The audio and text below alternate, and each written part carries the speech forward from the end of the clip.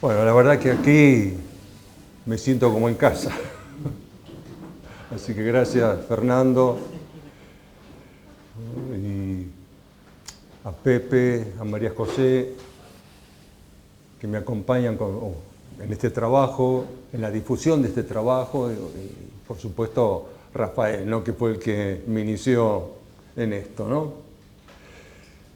Me refiero a las entrevistas, no se crean otra cosa, ¿no? Y digo que me siento como en casa porque desde hace 25 años que comencé a hacer talleres en el campo en Argentina, ¿no?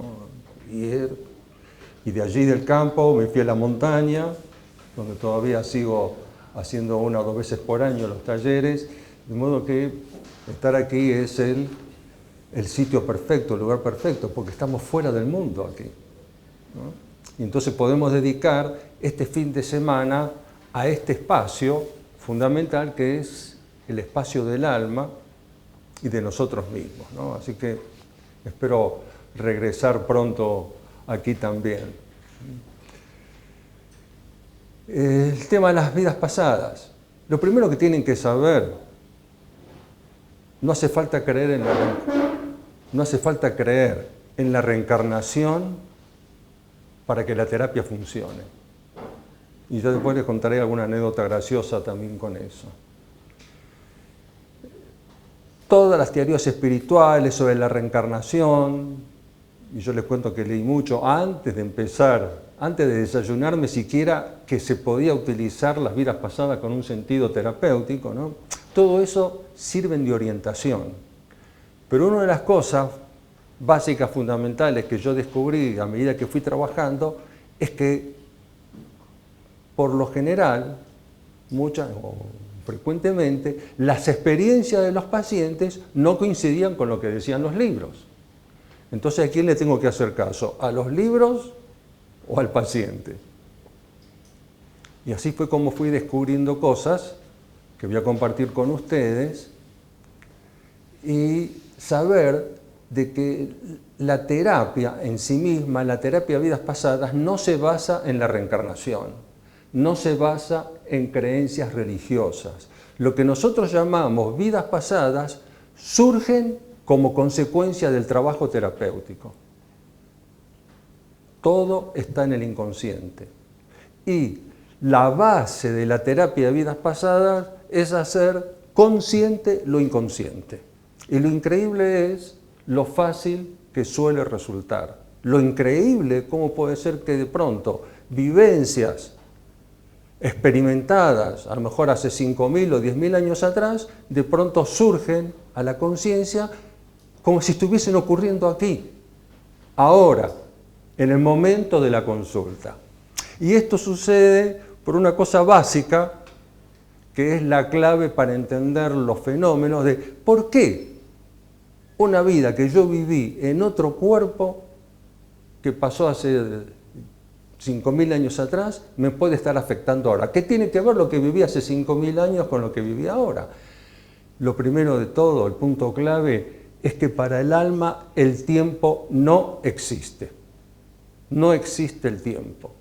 Entonces, cualquier cosa que ocurrió hace 10.000 años atrás, para el alma es como si recién acabase de ocurrir.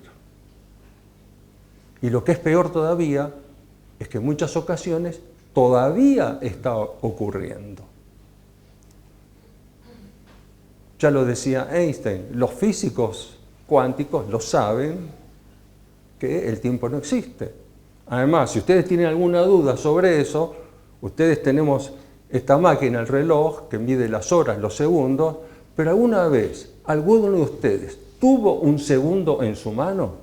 ¿Pudieron colocar un segundo, un minuto, una hora debajo de un microscopio, examinarlo, pesarlo, medir el peso específico?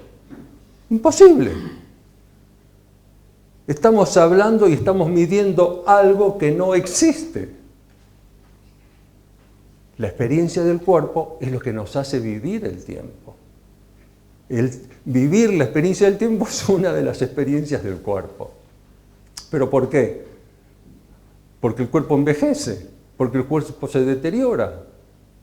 Y eso nos da una idea del paso del tiempo. Pero la verdad es que por dentro seguimos siendo jóvenes. Lo que pasa es que el cuerpo no nos da para hacer todas las cosas que queremos hacer, ¿verdad? Pero somos jóvenes, tenemos proyectos, objetivos que cumplir. La cuestión entonces es que lo primero de todo, el tiempo no existe. Por eso, cualquier cosa que ocurrió hace 10.000 años atrás, está aquí todavía. Y esto es válido no solo para las vidas pasadas, sino también para la vida presente. Porque, como vamos a ver, cuando trabajamos con la terapia de vidas pasadas, no trabajamos solo con vidas pasadas. Trabajamos con la vida intrauterina, con el nacimiento y con la primera infancia, básicamente, y a veces también con algo que pudo haber ocurrido el año pasado. Bien, este es entonces el primer punto. El tiempo no existe. El otro punto que viene como consecuencia de esto es que cuando atravesamos una situación terriblemente traumática, insoportablemente dolorosa, en la cual no podemos sentir todo lo que está sucediendo, no podemos ser, mejor dicho, no podemos ser conscientes de todo lo que estamos experimentando. Y si encima sobreviene la muerte como consecuencia de esa experiencia, se produce un atrapamiento de la conciencia y del alma en esa experiencia. Y entonces eso, unido a que no existe el tiempo, resulta que hay en esta vida, a veces hay cosas que no podemos hacer o tenemos reacciones que están fuera de lugar, porque quien está reaccionando no soy yo, sino que es la parte de mi alma o de mi conciencia que está atrapada en una experiencia que no tiene fin. Porque ¿qué sucede?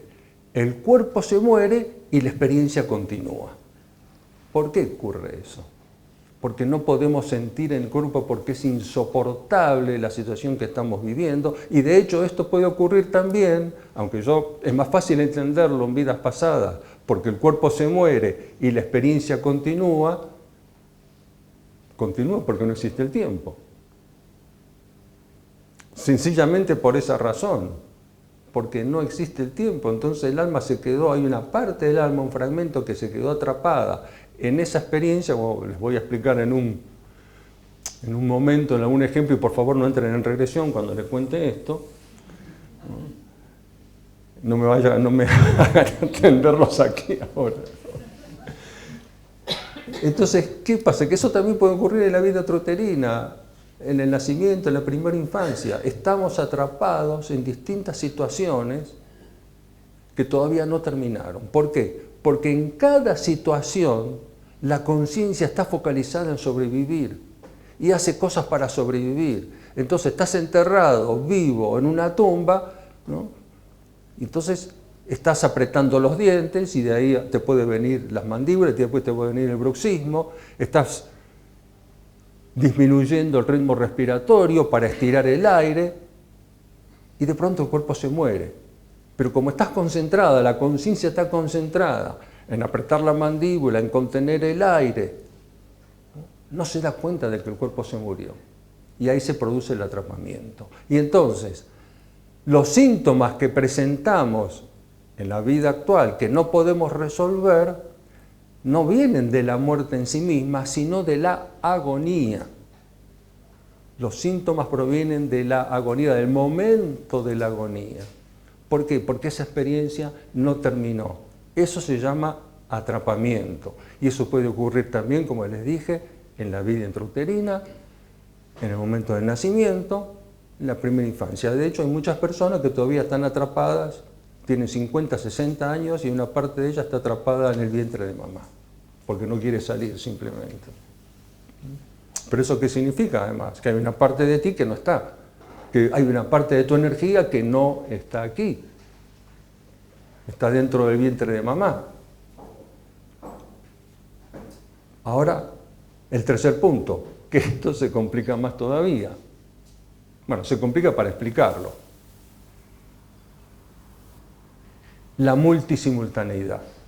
¿Qué significa la multisimultaneidad? Significa que están ocurriendo o que estamos atrapados en muchas experiencias, tal vez decenas, tal vez centenas, que están ocurriendo al mismo tiempo. Aquí y ahora.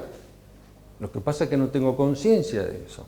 Esto es una de las cosas notables que, bueno, quienes son terapeutas, que hay varios aquí que se han formado conmigo, y que lo experimentan a cada día.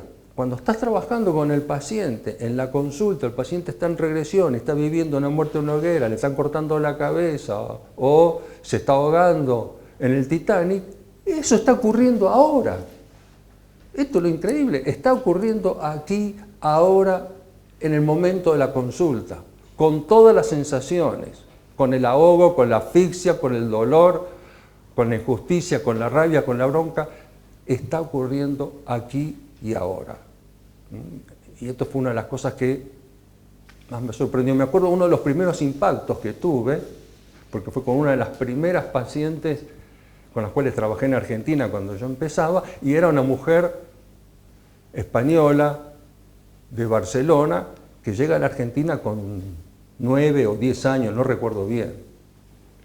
Y de pronto, ella vivía en el Llobregat, ¿no? Ahí al lado de Barcelona, y en una de las experiencias, de pronto se ve como una niña de 5 años, está en el baño y empiezan a caer las bombas. Esta mujer tenía 55 años en ese momento. Ya de solo contarlo se me pone la piel de gallina, porque todavía me impacta el momento. Con 55 años de pronto aparece la nena de 5 años gritando ¡mamá, mamá, mamá! ¿No? Aterrorizada. Mientras estaba trabajando y yo trabajaba, yo digo, pero a ver, durante 50 años, ¿dónde estaba esto? ¿Dónde estaban los gritos? ¿Dónde estaban estas emociones? ¿Dónde estaba este terror? Porque durante 50 años se olvidó, no habló más de eso. Zafó de la situación, se vino a Argentina, se salvó la familia, pero el shock, hay una parte de ella que estaba ahí todavía. Después de 50 años, había una parte de ella que estaba ahí en el baño cuando estaban cayendo las bombas. Entonces, ¿qué pasa con la multisimultaneidad? No existe el tiempo. Entonces, en una vida, los indios te quitaron el cuero cabelludo, en otra te clavaron una lanza, en otra te cortaron la cabeza, en otra te quemaron en la hoguera porque eras bruja, porque curabas con las manos o porque curabas con medicamentos, con hierbas, con ungüentos. En otra te llenaste de culpa porque tú eras el verdugo o porque violaste a un niño. Y todo eso está ocurriendo ahora. Eso es la multisimultaneidad. Entonces, un ejemplo típico, ¿no? Para entender, la persona que no puede entrar en un ascensor, porque a la vista de la puerta del ascensor ya empieza a experimentar el ahogo, el sofoco, la taquicardia, la asfixia y la sensación de muerte inminente. Yo no entro ahí porque si entro ahí me muero. Pero ¿qué es lo que está pasando? Que a nivel interior, a nivel inconsciente, hay otra parte de su conciencia que está atrapada en un sarcófago egipcio vivo o enterrado vivo por la mafia o en un cajón. Y esa parte que está todavía enterrada ante la vista de la puerta cerrada empieza a agitarse. Los síntomas no son por el ascensor. La asfixia, el ahogo, la sensación de muerte inminente vienen de la parte que está atrapada en el cajón, pero la persona no lo sabe. Entonces, ¿qué haces? Te sube los 15 pisos por escalera, ¿no? O no subes, no viajas en avión, donde el avión no tiene nada que ver. No es la altura. ¿Qué es lo que pasa? Que estás en el avión encerrado en un lugar de donde no puedes salir. No es el avión, es el encierro y que no hay escapatoria. Entonces, básicamente las cosas funcionan así. Hay una parte de nosotros que está atrapada ahí, es como si nosotros estamos aquí y otra parte de nosotros estuviera en la habitación de al lado. Y las cosas que le pasan a la habitación de al lado, al que está en la habitación de al lado, son mías, me pertenecen. Y yo no sé por qué, de pronto siento cosas y experimento reacciones que pueden llegar a la agresividad, obviamente porque me recuerdan alguna experiencia anterior, pero yo no tengo conciencia de nada, es mi inconsciente, es la parte de mí que reacciona. Lo mismo que nos ocurre cuando reacciona nuestro niño interior. Tanto que hablan del niño interior, pero que el niño interior está vivo todavía. Si te dieron una paliza cuando eras chico, tenías 5 o 6 años, o te violaron o abusaron de ti, es obvio que cada vez que se te acerca un hombre, huye despavorida o despavorido, no quiere saber nada del contacto sexual. ¿Por qué? Porque el que reacciona no soy yo, no es el adulto de 40, 50, 60 años, es el niño de 5 años que todavía está ahí, porque no existe el tiempo, eso acaba de ocurrir y lo peor de todo que todavía está ocurriendo. Entonces, como les decía al principio, no importa si se cree o no se cree en la reencarnación, lo importante es que estas experiencias están en nuestro subconsciente o en nuestro inconsciente, como quieran llamarlo. Porque el inconsciente al final, ¿qué es? Es el alma. Es la parte del alma de la cual no tenemos conciencia, porque el inconsciente tampoco existe, ¿eh? Es un concepto que hemos creado para entendernos, pero no es que tenga una realidad que exista efectivamente, no tiene una realidad por sí misma, es simplemente un concepto con el cual nos manejamos y nos entendemos. Está en el inconsciente, pero está conmigo. ¿Y qué pasa? Que además, cuando somos un campo de energía, somos energía, cuando una parte de nosotros está atrapada en una experiencia, también está atrapada parte de nuestra energía. Y por lo tanto, no estamos completos en el aquí y ahora de esta vida con todo nuestro potencial, con todo nuestro poder, porque una parte de nuestra energía está atrapada en esa experiencia. Es como llevar en el auto una batería de repuesto por si te quedas sin batería, y de pronto un día efectivamente estás en el medio de la ruta, te quedaste sin batería, vas a buscar, tengo la batería de repuesto. Voy a buscar la batería de repuesto, pero resulta que la batería de repuesto, para que no me la roben, la tengo metida en un cofre con candado, con 5 candados, y no tengo la llave del candado. Tengo la energía ahí, pero no la puedo utilizar. Con nosotros nos pasa lo mismo. Cada atrapamiento atrapa, aprisiona una porción de nuestra energía. Ahora, imagínate que si tienes 10, 50 experiencias de vidas pasadas, más la de esta vida en la cual estás atrapado, ¿qué te queda de tu energía? No puedes disponer de ella. Eso es una fragmentación. Todos somos esquizofrénicos porque estamos divididos, porque estamos fragmentados. ¿Qué pasa? Que cuando trabajamos con la terapia, lo primero de todo es terminar con la experiencia. Esta es la parte dura del trabajo, porque hay que revivir la experiencia. Y cuanto más se siente en el cuerpo, más le damos la oportunidad al alma de terminar con lo que necesita terminar, porque el alma es energía. Entonces el alma no puede desprenderse de esa energía, necesita del cuerpo. El cuerpo es el que se transmuta en energía, el cuerpo tiene que sentir. Por eso, la mayoría de las cosas que nos afectan es lo no sentido. Cuando no sentimos en el cuerpo, porque queremos evitar el dolor, y lo hacemos continuamente esto desde que somos niños,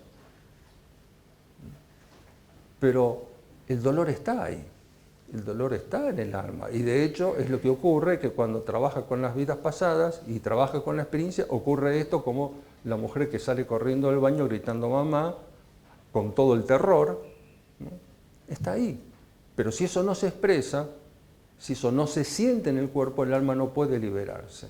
Entonces, el trabajo al reproducir la experiencia es permitir que el cuerpo sienta para que el alma pueda liberarse de ese dolor y de todo lo que sucedió allí y sentir.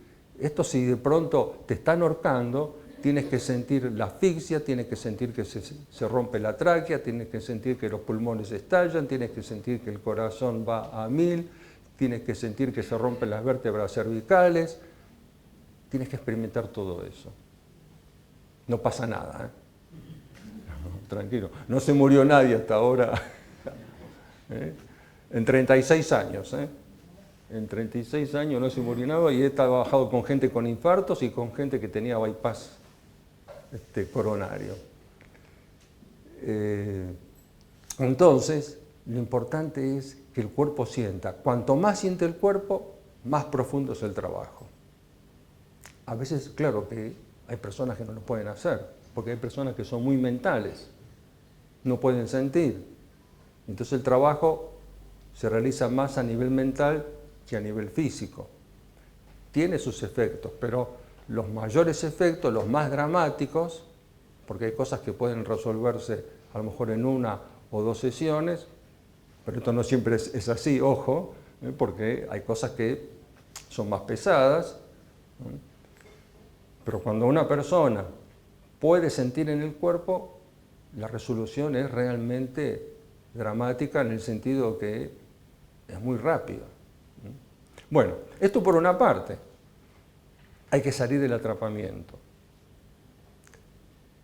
y recuperar la energía. Hay que sacar la energía de allí. Hay que sacar la energía que quedó en ese cuerpo. Pero hay otra cosa más que se suma ahora y que tiene que ver con lo que nos explicaba Jesús esta mañana, con las creencias, con el inconsciente, y es que traemos mandatos de vidas pasadas, que son órdenes, como decía Jesús, que están en el inconsciente y que desde el inconsciente te dicen lo que tienes que hacer o lo que no tienes que hacer. El ejemplo típico, la persona que la queman en la hoguera por curar con las manos. ¿Por qué me pasó esto? Por curar con las manos. Ergo, nunca más voy a curar a nadie. Y eso es lo que está... O tener dones o tener capacidades es peligroso. O nunca más voy a hablar de vidas pasadas. Entonces, ¿qué pasa? Pasaron 5.000 años, 2.000 años, lo que sean, pero para el alma esto todavía está ahí. Y el mandato ese, la orden que yo me di, nunca más voy a curar, está todavía presente, está activa. Y desde el inconsciente, ¡pum!, eso me lleva a actuar de una manera. No voy a dar charlas, no voy a hablar en público porque me pueden matar. Imagínense, ustedes están aquí todos, me están viendo a mí, pero en el pasado las ejecuciones eran públicas. Entonces, el solo hecho de estar frente a un público hace que muchas personas, a nivel inconsciente, se reactive la experiencia de la ejecución, en la hoguera, en la guillotina, en la horca. Entonces, a la vista del público, la persona no puede hablar. Se le cierra la garganta, le sudan las manos, le tiemblan las piernas, se le cortan el flujo de las ideas, taquicardia a 1000, y dice, no, yo ahí no me meto. Y hay muchas personas capaces que no pueden dictar conferencias o no pueden dar cursos por esta razón. ¿Por qué?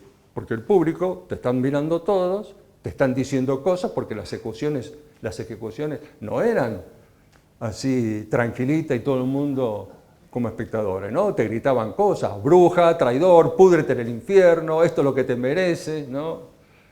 Y te dicen de todo. Y todas esas cosas quedan en el inconsciente. Porque los mandatos no son solo las cosas que nuestro inconsciente crea, sino también las cosas que vienen de afuera y que se quedan en nuestro inconsciente. Entonces, si alguien te dice cuando eras chico te dicen, tú no sirves para nada, tu papá te dice todo el tiempo, nunca vas a llegar a nada, nunca vas a llegar a nada, eres un torpe, eres un inútil, tienes una orden que es un mandato también y que te limita porque estás convencido de eso. Ahí se me fue el nombre de un chamán. Bueno, no importa, este chamán que ahora no sé por qué se me fue, decía que las cosas que le dicen los padres a los niños son como un embrujo, un hechizo. Cuando el padre le dice al niño, tú no sirves para nada, no podrás bailar, no podrás hacer esto, eso es un hechizo.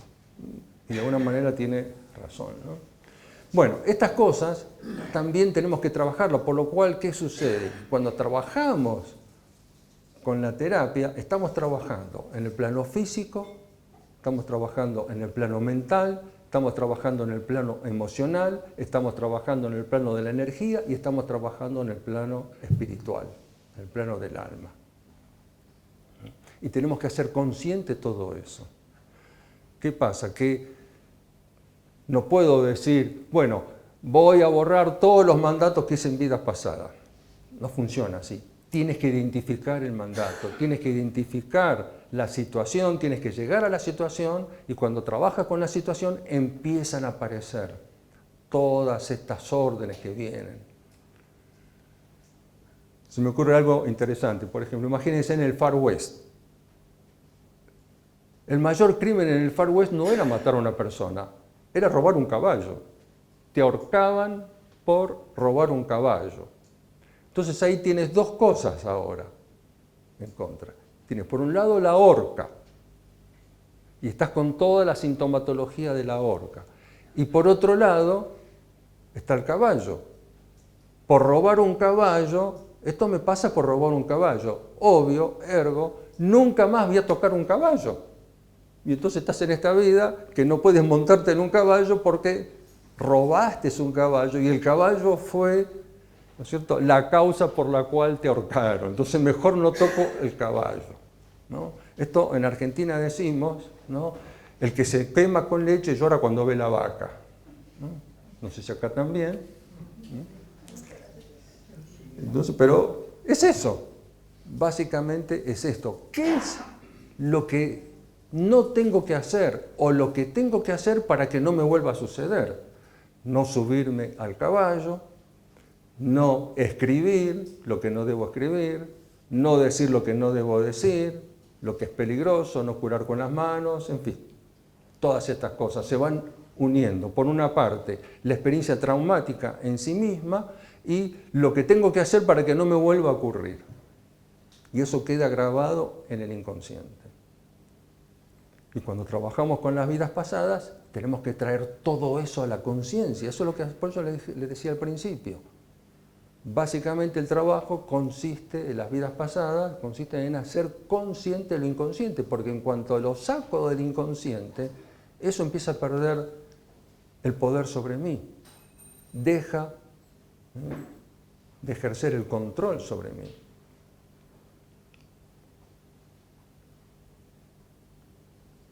Dijimos también la vida intrauterina. La vida intrauterina es uno de los pasajes más importantes y claves que trabajamos también con la terapia de vidas pasadas. Porque durante 9 meses, en un embarazo normal, obvio, durante 9 meses estamos dentro del vientre de mamá. Pero cuando estamos dentro del vientre de mamá, no estamos solo dentro del útero, estamos dentro de su campo emocional, vivimos dentro de su campo emocional y vivimos dentro de su campo de conciencia y vivimos dentro de su campo de creencias. Y sus creencias vienen de la abuela, de la bisabuela, de la tatarabuela y de todo eso, ¿no? Entonces, y mamá carga con todo eso y yo estoy adentro. El bebé no es un muñequito como se creía hasta hace algunos años atrás. Es un alma, hay una conciencia ahí. Y esta conciencia trae su historia, que nosotros desconocemos, trae sus miedos sin resolver, sus emociones, sus conflictos, que vaya a saber de dónde viene, que arrastra todas estas cosas de vidas pasadas que no están resueltas y que viene a resolverlas ahora. Y trae un propósito además para cumplir o para llevar a cabo. Pero de pronto se encuentra con toda la carga de mamá y es inevitable. No puede evitar sentir todo lo que le pasa a mamá. De modo que ya dentro del vientre materno empiezan a pasarnos cosas. Y no es que mamá tenga la culpa, lo que pasa es que está dentro de mamá, no está dentro de papá. Así que esto quiero dejarlo en claro, porque dice, ¿cómo? ¿Y papá no tiene nada que ver esto? Sí, pero el bebé no está dentro de la panza de papá, está dentro de la panza de mamá. ¿Qué es lo que le puede afectar al bebé? Las cosas que dice papá, las actitudes de papá, las cosas como, la forma como papá trata a mamá. Si papá está, si papá no está, si papá le pega a mamá, si papá abandona a mamá, todo eso trae consecuencias, pero no está dentro del vientre de papá. Por lo tanto, tampoco está dentro del campo emocional de papá, aunque puede percibir sus reacciones. Y el bebé también sabe las segundas intenciones de las personas que rodean a mamá. Pero está dentro del vientre de mamá. Y entonces, si mamá siente rechazo, el bebé siente rechazo. Si el bebé, cosa muy común, es una niña y afuera están esperando un varón, lo primero que dice la niña va a empezar a elaborar mecanismos de sobrevivencia, porque en definitiva todo se reduce a eso. ¿Qué es lo que tengo que hacer para sobrevivir? ¿Qué es lo que tengo que hacer para que me quieran? ¿Qué es lo que tengo que hacer para que me acepten? No soy lo que esperan, los voy a decepcionar. El bebé empieza a tomar decisiones dentro del vientre materno, porque es una conciencia. Entonces, si papá está esperando un varón y yo soy nena, o viceversa, porque puede ocurrir, por supuesto, de la otra manera, pero sabemos que en nuestra sociedad todavía se sigue privilegiando al primer hijo varón. Entonces, la niña adentro, ¿qué tengo que hacer? Bueno, voy a obedecer a papá, voy a complacer a papá, voy a hacer todo lo que me diga y así a lo mejor, entonces me va a querer. Pero resulta que sales del vientre materno, del vientre de mamá, y ya te olvidaste de todo eso. Para el momento en que empiezas a hablar, todo eso quedó en la burbuja del inconsciente y ahora tienes 30, 40 años y estás buscando complacer a los demás. Porque esa es la forma que aprendiste o que decidiste dentro del vientre que era lo que podías hacer para ser aceptada, para ser querida. Bueno, y de estas cosas hay muchas que ocurren en el vientre materno, porque además hay cosas que a veces recuerdan hechos de vidas pasadas. Imagínense que mamá embarazada, el médico hace los análisis de rutina, hay unos análisis, unos resultados que no les gusta, y dice, señora, mire, vamos a tener que hacer una amniocentesis. Tenemos que extraer el líquido amniótico porque hay una cosa aquí que no está clara para ver qué es lo que está pasando. Y entonces, bueno, preparan a mamá y va el médico con la aguja, porque sabe que es un pedazo de aguja que tiene que entrar en el vientre, atravesar el útero, pero lo que no sabe mamá, lo que no sabe el médico, es que a ese bebé en una vida pasada lo mataron de un lanzazo. Y cuando el bebé ve venir la aguja dice, pero estos tíos me van a matar de vuelta. ¿Qué tengo que hacer? ¿No? Me voy a esconder, así no me ven, me voy a ir al fondo y te pasas toda la vida después. En el fondo, que no te vean, pasar desapercibido, porque si te ven te pueden matar. Bueno, yo les cuento esto que son un par de cositas nada más. Todo esto me llevó a escribir un libro, porque yo empecé trabajando con las vidas pasadas Y de pronto empiezo a descubrir la vida intrauterina, que era tan importante como las cosas de vidas pasadas. Entonces tuve que, esto hay que ponerlo, ¿no? Por eso ahí escribí La vida antes de nacer. Y después viene el momento del nacimiento, que no es menos traumático. A ver, por supuesto que hay embarazos tranquilos, felices, donde está todo bárbaro. Siempre había algunas cosas que se nos va a escapar, algún exabrupto entre mamá y papá o alguna discusión con alguien de la familia, pero cosas que ocurren a diario, ¿no? Pero otras veces no es así, y lo mismo el nacimiento. Si mamá está preparada, si hizo todos los ejercicios, si tiene una buena compañía, un buen compañero, una buena obstetra, que la acompañe, todo va a ir bárbaro. Pero no siempre es así. Y a veces el bebé complica el nacimiento porque no quiere nacer. Y esto es una cosa, otro concepto que van a tener que aceptar, pero que además va a liberar a las mamás, a muchas mamás de la culpa, que es el suicidio fetal. El bebé puede quitarse la vida dentro del vientre, porque no quiere esta vida, porque no quiere estos papás, porque no quiere nacer, porque la cosa va a ser muy difícil, porque sabe a lo que viene y sabe que va a tener una infancia dura a lo mejor. Entonces dice, si me muero, no nazco. Entonces, y hay muchas mamás que se quedan con culpa, padres, los padres que culpan a la mujer porque no supiste hacerlo, y no tiene nada que ver. Cuando un nacimiento, un parto, se complica, a menos que exista una malformación uterina de la mamá, a menos que exista una condición orgánica de la mamá que complique el nacimiento, la complicación es por el bebé, la provoca el bebé, porque no quiere nacer. Me doy vuelta, me atravieso y que me agarren si pueden. ¿No?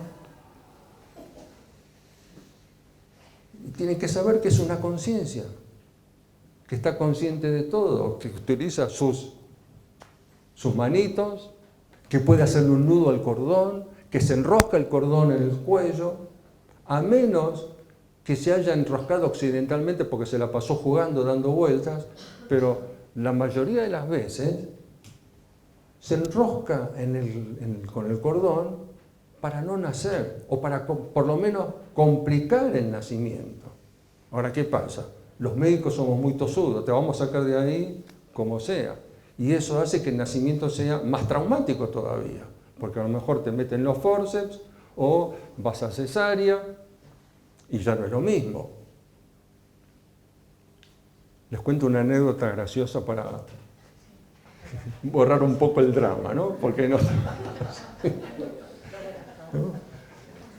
Hace muchos años, resulta que un amigo estaba con su mujer embarazada, de 8 meses o 9 meses, ya estaba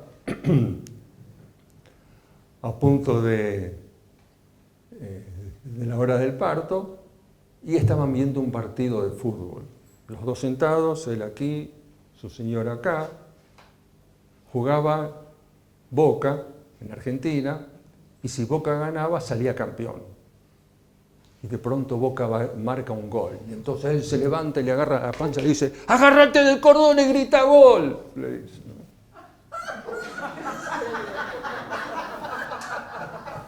Como había una desproporción pélvico-fetal, la mamá fue a cesárea. Cuando sacan al bebé, tenía el cordón enroscado en el brazo. Hizo caso papá, ¿eh? Entonces, para que vean la cantidad de cosas que... El bebé dentro de la panza está registrando todo lo que pasa alrededor. ¿Cómo creen que aprenden los idiomas? ¿De dónde aprenden el idioma? Porque ya lo saben en la panza de mamá. Con mis hijas, con mi señora, nos pusimos de acuerdo. Como mi esposa es catalana, entonces ya desde la panza, ella le hablaba en catalán y yo les hablaba en argentino. Entonces, claro, para ellas, ¿qué pasa? El catalán y el español no son idiomas. El catalán es la forma como habla mamá y el argentino es como habla papá.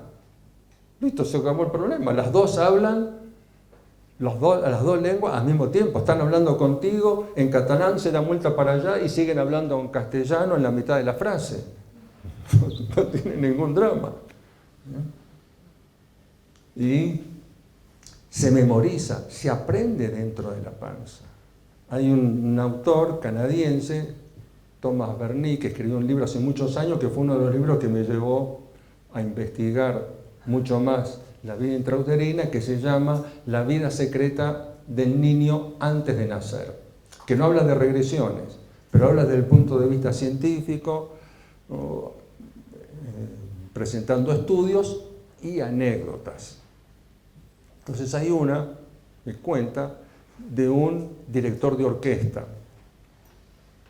que un día estaba ensayando una obra nueva y le ocurrió algo extraño, que de pronto venía la parte del violonchelo, pero antes de que viniera la parte del violonchelo, a él le vino la melodía del violonchelo, siendo que ensayaba la obra por primera vez. Como su madre era violonchelista, al final de la jornada va y le dice: mira mamá, me pasó esto. Entonces la madre le pregunta: ¿y cuál era la obra que estabas ejecutando? Tal. Ah, pero si esa era la obra que yo tocaba cuando estaba embarazada de ti. Y de pronto la melodía surgió espontáneamente. Entonces el bebé aprende, memoriza y toma decisiones, que esto es lo importante, dentro del vientre materno. Ahora, cuando llega el nacimiento, claro, pasan estas cosas. Si el nacimiento se complica, entonces los médicos no tienen más alternativa que recurrir a otras cosas. ¿Y saben qué? La experiencia del nacimiento es fundamental, porque la experiencia del nacimiento es la experiencia básica de sobrevivencia en esta vida. De lo que, si tenemos un nacimiento fácil, placentero, no va a pasar nada, pero si tenemos un nacimiento complicado, de lo que hacemos para sobrevivir en el momento del nacimiento es cómo vamos a reaccionar en las situaciones críticas de la vida de adulto, porque eso es lo que nos funcionó.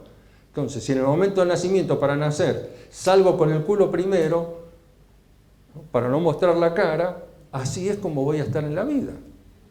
O por lo menos es lo que pienso de la vida, ¿no? Entonces, lo que sucede en el momento del nacimiento nos marca también para el resto de nuestra vida de adultos. Y no solamente eso, son las cosas de mamá, las palabras que grita mamá en el momento del parto, las cosas que dicen los médicos en el momento del parto, o la comadrona, la obstetra, las enfermeras, todo eso puede quedar grabado en el inconsciente. Yo me acuerdo de un alumno en Venezuela que tenía una mala costumbre, ¿no? Porque cada vez que nacía un niño le decía: vas a ser presidente. Imagínense, ¿no? En fin. ¿Cómo andamos de tiempo, Rafael? Son las 20:39, empezaste a las 7:30, vamos bien, a las 9 vamos a ir a cenar y vamos a acabar. Bueno, bien, entonces vamos a hacer un alto aquí, así ustedes pueden hacer preguntas y seguimos profundizando un poquito más. No, pregunta. Tranquilo. Además tengo un anuncio para hacer antes de que me olvide. Tengo 2 libros aquí, no son exclusivos de mi autoría. Estos libros han sido editados por la Asociación Española de Terapia Regresiva. Lo interesante de estos libros, este es el primero, El alma sin velo, y el otro es Terapia Regresiva y almas perdidas.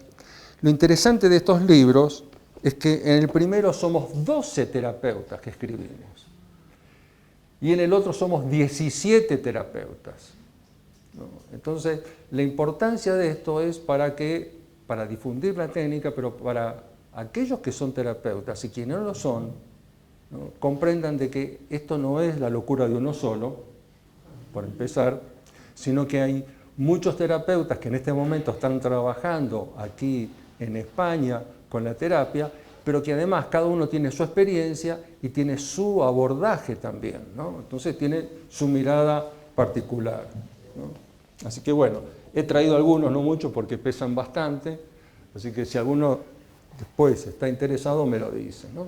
Bueno, preguntas. Sí. Yo quería preguntarle porque, según tengo entendido, antes de nacer, todos elegimos un padre y una madre para vivir una experiencia, ¿no? Y entonces, si eso es así, pues ya sabemos que vamos a vivir esa experiencia con esos padres tempranos, ¿no? Bueno, la verdad es que no es así. Algunos pueden elegir, para otros es indiferente. Y hay otros que dicen, mira, te mandan, te empujan, tienes que ir con estos, ¿no? Porque si no nadie se resistiría. Entonces, ¿qué ocurre? Que todo depende del trabajo que tienes que hacer en esta vida, de lo que tienes que aprender, porque hay aprendizajes a realizar, y estos padres no te van a servir para lo que tú tienes que aprender. Necesitas estos otros. No, pero esos no me gustan. Bueno, primero tienes que ir con estos, y si haces las cosas bien, después irás con aquellos, por ejemplo. Pero a veces, ¿qué ocurre? A veces tú mataste a esos padres. O ellos te mataron a ti y ahora tienen que arreglar las cuentas. Como se ha hablado a lo largo de esta jornada, la ley del amor. ¿Qué es lo que busca el universo? Que por medio del amor los enemigos lleguen a amarse. Ahora, si tú supieras de antemano que el hijo que llevas en tu vientre es el tío que te violó y te asesinó en una vida pasada, ¿lo recibirías como hijo? ¿Lo amarías? No lo sabes, no lo puedes saber, porque de alguna manera, ¿no es cierto?, por el solo hecho del vínculo, el lazo de sangre, y por haberlo tenido en tu vientre, es tu hijo, y por lo menos lo vas a cuidar los primeros años de su vida. Lo que pasa es que, bueno, en algún momento de pronto la personalidad empieza a manifestarse, ¿no?, y la relación se hace insostenible. Y a veces no, a veces se supera esa prueba. Entonces, estamos llenos de pruebas, de sorpresas, y por eso no elegimos. Puede que sí, que en algún momento tengas el crédito cósmico necesario para elegir a aquellos seres con los que quieres estar, pero otras veces no lo puedes hacer. Y por eso hay muchas veces que hay personas que cuando están en la regresión, en el momento de la vida intrauterina, te dicen, no quiero a estos padres, ¿no? Y les voy a contar otra anécdota, si me disculpan que les robe tiempo a las preguntas, porque me acordé ahora, porque es bastante fuerte. Era una mujer que cuando yo la veo por primera vez, estaba en los 50, en la década de los 50, y bueno, ella viene para trabajar determinados temas, ¿no?, que no tenían que ver con esto que les voy a contar, pero como trabajó bastante tiempo, de pronto empiezan a aparecer otras cosas. ¿Qué pasaba? Lo primero, ella llevaba el nombre de la primera hermanita que falleció con 6 meses por quemarse con agua caliente. Y ella estaba peleada con ese nombre, porque decía, este no es mi nombre, este es el nombre de mi hermana. Pero además tenía otra hermanita que falleció también antes de que naciera ella, que fallece con 2 meses aproximadamente por una bronconeumonía. Trabajando con la regresión, de pronto aparece ella en la panza de esta mamá, ¿no? Y ya antes de entrar a la panza ella gritaba, no quiero estos padres, no quiero estos padres, no quiero estos padres, pero ¡boom!, adentro de la panza, ¿no? Sale aproximadamente siendo bebé, de pronto ella en regresión, empieza a contar esto, empieza a vivir esto. Está un día la mamá con ella, está limpiando el baño y la mamá la deja a ella en el bidet, ¿no? Mientras está limpiando el baño. Y de pronto la mamá sale. Cuando la mamá sale, por X motivo, ella con sus piecitos abre la canilla del agua caliente. Entonces imagínate un bebé que entra ahí en el bidet, se quemó toda. No murió instantáneamente, pero se murió al poco tiempo, ¿no? Y entonces, y ella toda contenta cuando sale del cuerpo, me decía, yo te dije que no quería a esos padres, ¿no? Sí, se lo pasaba bárbaro, hasta que de pronto alguien la llama y le dice, ch, ch, mira lo que está pasando. Y ella ve los padres, la madre llorando desgarradamente, el padre echándole la culpa a la madre, y ¿qué dice la mujer? Uy, dice, qué lío que hice. Voy a tener que volver para curar la pena de esos padres. Y así es como aparece ella, ¿no? Entonces cuando termina la experiencia, dice, la verdad que ese era mi nombre, ¿no? Porque era ella misma. Y esto ocurre muchas veces trabajando con la terapia, ¿no? Que aparecen reencarnaciones de personas de la familia. Pero la historia no termina aquí, porque a los 2 años aproximadamente, su hija tiene una bebé. Y cuando la bebé de la hija tiene 2 meses, bronconeumonía, en carpa de oxígeno en el hospital. Entonces, esto me lo cuenta la mujer. Ella va al hospital, ¿no? Los médicos habían desahuciado a la bebé, ella coge a la bebé en brazos, la mira a los ojos y cuando lo ve a los ojos reconoce a la otra hermanita que se había muerto antes de que ella naciera, con 2 meses, y le dice, vos esta vez no te vas, vos te quedás acá. Y dice, yo te voy a acompañar y te voy a ayudar. Y la bebé zafó. Recibió el mensaje, ¿no? Bueno, de estas historias hay muchas, ¿no? ¿Alguna otra pregunta por ahí? Antes que se nos vaya el tiempo. Sí, Miguel. Bueno, yo quería agradecerle su exposición, entre otras cosas porque me ha hecho ver que las regresiones van más allá que las vidas pasadas. Yo lo intenté con Juanjo, era un pequeño, quedé defraudado porque cuando vas a una regresión esperas encontrarte vidas pasadas, yo no había manera. Me echaba la culpa, pero sí me salía traumas de esta vida, ¿no? Tenías que sanar eso. Pero efectivamente, pero yo me iba siempre con esa parte de... Luego lo hice con Joan Castejón, hice algunas veces también alguna regresión que ya sí que recuperé alguna vida. Pero me quería preguntar, yo tengo un caso, mi experiencia editorial, nací con, ha dicho antes, con... circular de cordón. Al cuello, ¿no? Y estuve 3 días, por lo visto que no sabía y salí literalmente muerto. Me pusieron, según en aquella época, la inyección de la vida, que no sé lo que era, pero parece ser que me espabiló, ¿no?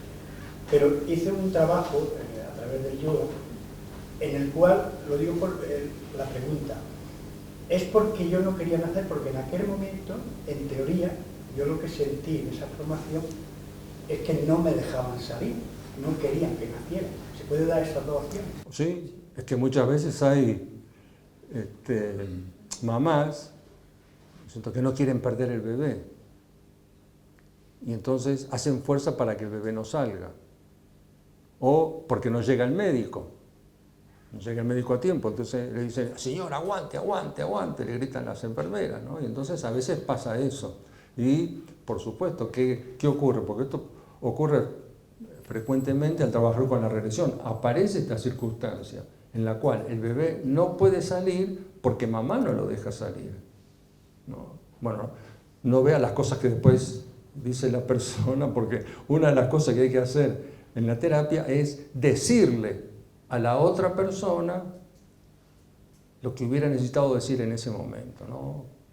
Bueno, esto es más complejo porque básicamente suponte que te queman en la hoguera, entonces y nadie te dio derecho a un juicio, nadie te dio derecho a defenderte, no pudiste decir nada. Entonces, bueno, ahora dile todo lo que tengas que decir y no te guardes nada, ¿no? Y eso implica decir barbaridades, insultar.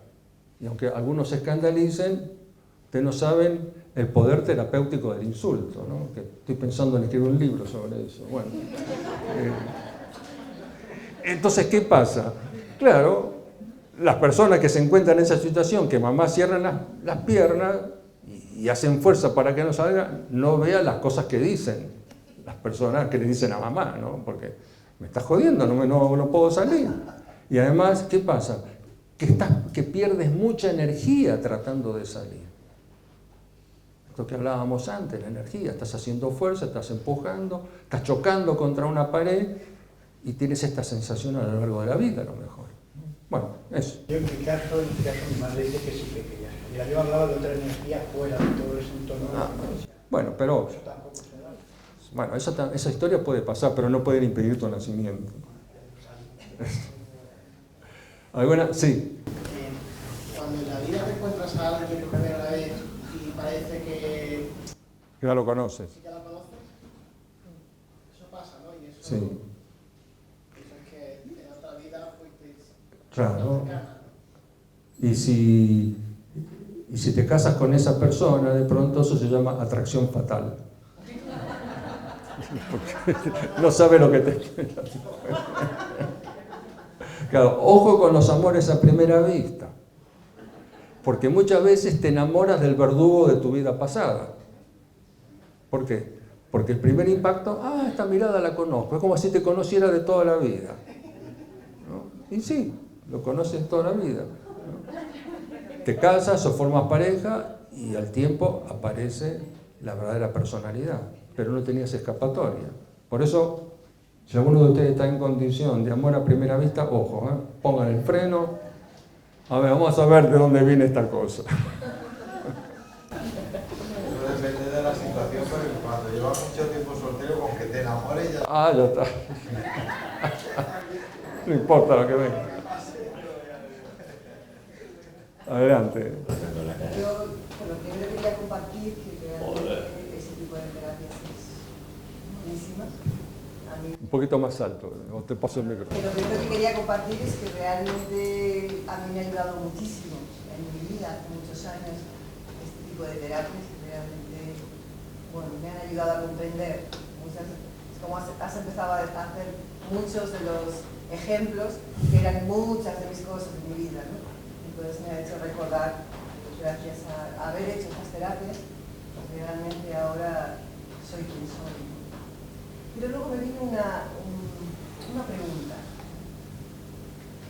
Desde hace varios años, en mi propio camino personal, las regresiones para mí son espontáneas, ¿no? O sea, me suceden en determinados momentos, en lugares que he regresado, en otros países, y en muchos momentos que simplemente estoy meditando. Y una de las cosas que con esto me ha ido sucediendo es que al encontrarme con estas partes de mi alma se han despertado los potenciales. Sí. Claro, está guardado el dolor y el sufrimiento, pero está guardado el potencial, ¿no? Y entonces me venía, si también en el caso de la escuela en la que trabajan ustedes, por ejemplo, contemplan esta parte en la que realmente también se ayuda a despertar el potencial que está guardado en el alma de las personas. Por supuesto, eso ocurre porque el potencial está, lo que pasa es que está bloqueado.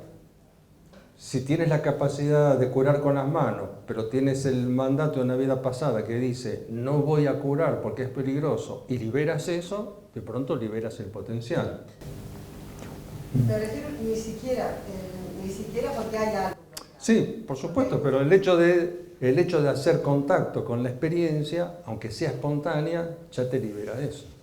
Sí, pero a veces ni siquiera hay bloqueo, hay simplemente una activación de partes de tu alma en las que ya ha sido algo en la que el potencial ya estaba y en ese momento no hay nada que lo bloquee, simplemente es como momentos concretos en esta vida en la que ese potencial ha de ser despertado para tu siguiente paso, ¿no?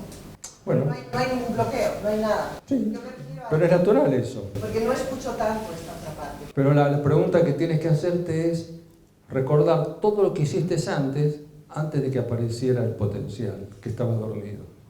Porque todo eso que hiciste previamente es lo que te lleva a encontrarte con tu potencial. El potencial está, pero hay cosas que previamente tienen que ser resueltas para que esta energía pueda fluir libremente. Por eso mi pregunta es, si se llega a ese grado de que ya no es la terapia, sino que se ha hecho la terapia con las personas y luego simplemente es el trabajo de la activación de la conciencia del alma que sabe tanto de eso y de lo que ha recogido. Es que no lo escucho tanto de eso. Bueno, pero te lo vuelvo a decir. Algo hay que solucionar, ¿no? Todo, claro. La cuestión, por eso te vuelvo a preguntar, o no para preguntarte, sino para que tú recuerdes, ¿qué hiciste antes? Todos los pasos que diste antes, ¿qué cosas hiciste en tu vida hasta llegar a ese momento? Porque hay un trabajo previo. Lo que pasa es que tú no estás contando tu trabajo previo. Sí, hay mucho trabajo. Y seguro. Luego hacer espontáneo es como fácil, ¿no? Sí. Yo recuerdo, por ejemplo, hay un discípulo que le ocurrió una cosa fantástica, ¿no? Que después de trabajar, después de hacer el curso, empezó a tocar el piano y a componer, sin haber estudiado jamás piano. Y tengo grabaciones de él que las uso a veces, intervalos en los cursos, ¿no? Es increíble. No tenía la menor idea del piano y de pronto se empieza a tocar el piano y graba sus composiciones, ¿no? Sin estudiar, ¿eh? Eso estaba ahí. Estamos en las 9. ¿Una pregunta más? Para que no se queden con las ganas o cerramos aquí. En la cena no me vengan a preguntar, ¿eh? Porque yo me bajo de aquí y ya desconecto también. Está bueno. Muy bien. Muchas gracias a todos.